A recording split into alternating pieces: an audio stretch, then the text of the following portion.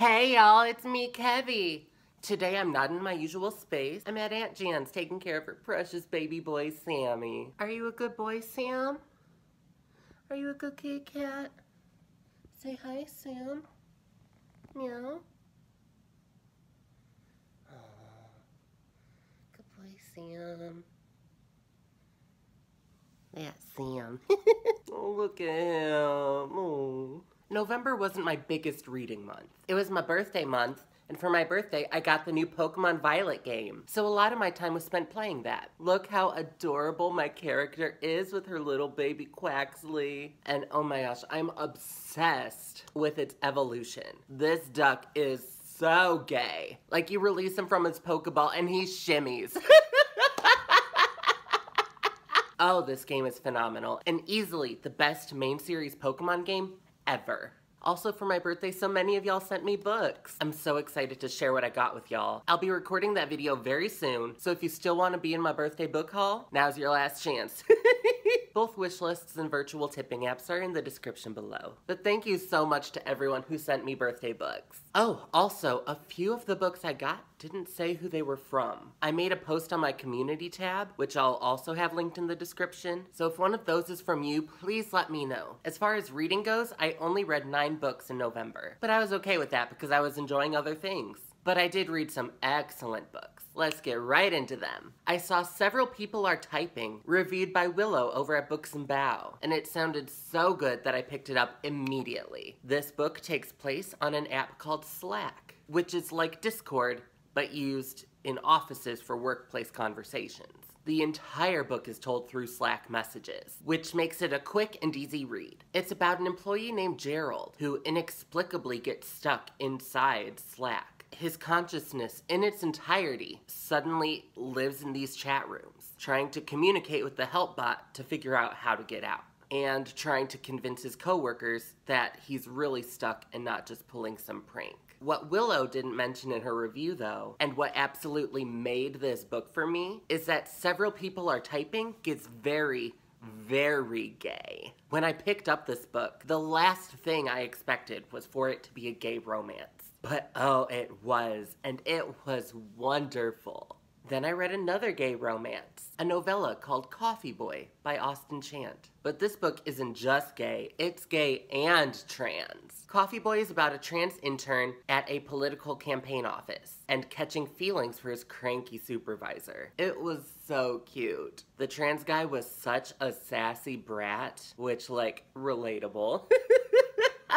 He was great, the love interest was great. It was the perfect length, adorable ending, just loved it. This story was just so beautiful, and I really need more of this kind of content in my life. It reminds me that trans love is possible, that I might not be a lost cause, doomed to loneliness because I'm a fat queer tranny. They ask you how you are, you just have to say that you're fine when you're not really fine. God, I get so lonely sometimes, and I was especially feeling that in the early part of November, but a beautiful story of queer trans love like this reminds me I won't always be. I read What Meets the Eye by Alex Kenna through NetGalley, so I'll share my thoughts on it in my next NetGalley video. I read Kingdoms by Natasha Pulley as a buddy read with my Aunt Jan. We'll be recording our video together soon, so I'll save my thoughts on Kingdoms till then. My first audiobook of the month was Stephen King's Billy Summers. It's about a hired killer taking one final case. Part of his cover is that he's writing a novel in an office across the street from the courthouse.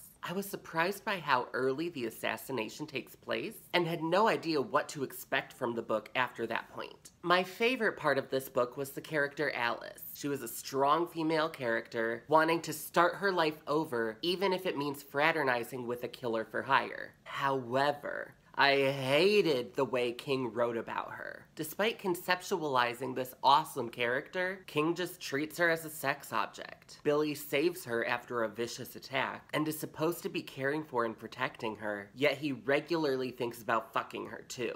Then at one point, while he's fantasizing about her, Alice looked at him and was like, "You know, I can take care of that for you."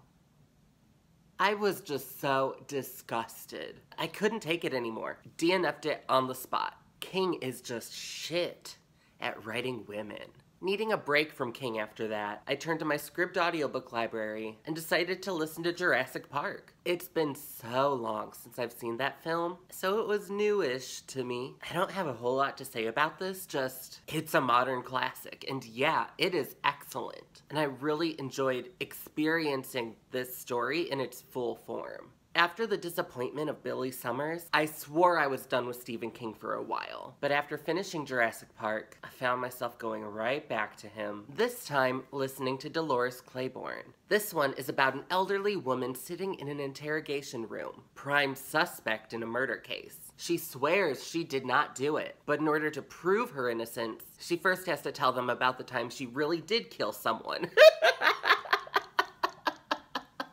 This book really benefits from the audiobook format. It's told entirely in first person, and nobody but Dolores is ever speaking. It's just her telling the police her story. Her entire story. It's basically one giant monologue, which is perfect for an audiobook. And the narrator, Frances Sternhagen, did an excellent job. I've got to say, this is by far the best Stephen King I've read. Given everything I said about Billy Summers, I'm shocked. King really can write women as more than sex objects.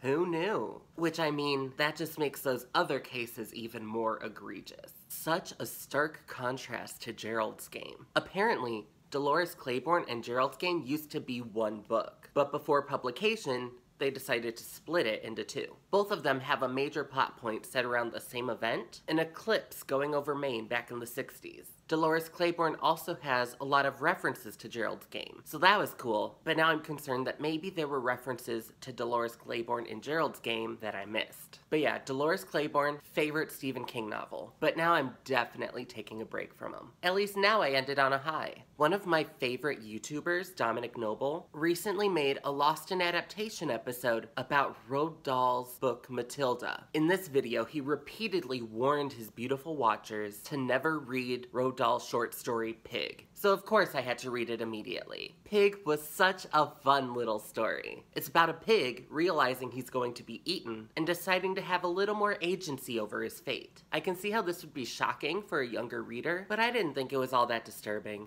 I thought it was pretty fun. Feed by M.T. Anderson was another recommendation from my roommate Zerby. She warned me that in the beginning I would hate it. And she wasn't wrong. Right in that opening chapter, we have sentences like, I didn't want to be null for the unettes on the moon, if any of them were huge. The fuck? I do really appreciate jumping right into the story and not having to slog through chapter after chapter of background and world building, but this sentence has no meaning because we have no context yet. Feed is a dystopian science fiction novel that portrays what the future of capitalism will look like. An implant is inserted directly into people's brains from birth so they can receive constant advertising. I love this premise, but damn, I hated the execution of it. The story is being told from the perspective of someone who just does not know how to tell a story. So the story is just happening around him and you have to just figure it out for yourself. I wouldn't mind that so much if the language wasn't so painful to read. It makes sense with the plot and themes of the book for it to be formatted like this. When you're inundated with nothing but advertising every day, you're less likely to notice what's going on around you. That's fine, I get that. But the way he writes and the way the characters speak is a nuisance that just really blocked me from enjoying this novel. We would see glimpses of businessmen and the president, and the language they use felt so out of place, speaking no more professionally than their teen narrator. I just really could have used a break now and then from their futuristic, super simplified English and foreign slang. There were a lot of really bizarre moments that stood out to me. Like there's a moment where they're walking along the countryside, and there are farms growing steak. Not cows, steak. Then everyone is developing lesions for some unknown reason, and people are concerned about it until suddenly celebrities get them, and now it's trendy. And people are going to cosmetic surgeons to have lesions artificially done to their body. There's this couple at a restaurant, and the man holds up his hand, revealing a giant cyst on his finger. He rips it open, revealing an engagement ring inside his wound, already wrapped around his finger? What?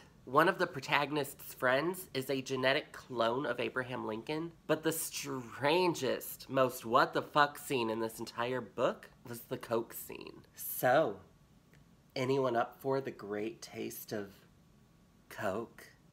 I like its refreshing flavor. It's really good on a hot day. There's nothing like an ice cold Coke. I like regular Coke, but also the fantastic taste of Diet Coke. Coke, it's great taste. It's so good that I would beat up a guy if he had one, and I really like Coke wanted because of the energy. Coke, it's really good. Almost as good as how Pepsi. about the great foaming capabilities of Coke? I love the great feeling of Coke's carbonation going down my throat. All the pain, it's like sweet gravel. It's like a bunch of itsy-bitsy commuters running for a shuttle in my windpipe. Sometimes I try to think back to the first time I ever had Coke, her first one, because I must have hurt. I can't remember. How we even start? How could we have ever started to enjoy it? Who gave me something with an acquired taste? Like my father? How do you start to acquire though? For that matter, does anyone actually have any Coke? No, but fuck. Aren't you getting, meg thirsty with all this talking about the great taste of Coke? Okay, we'll go out and get some of the great beverage of Coke with this refreshing flavor. That's a weird-ass fucking book. So yeah, that was my experience with Feed. Didn't like it, but there were some weird moments that were fun. So there you have all the books I read in November. What was your best and worst November read? Let me know in the comments below. And don't forget to check out the description box for my wish lists. Thank you all so much for watching. Don't forget to like and subscribe. And if it pleases and sparkles, I'll see you in the next video. Mwah!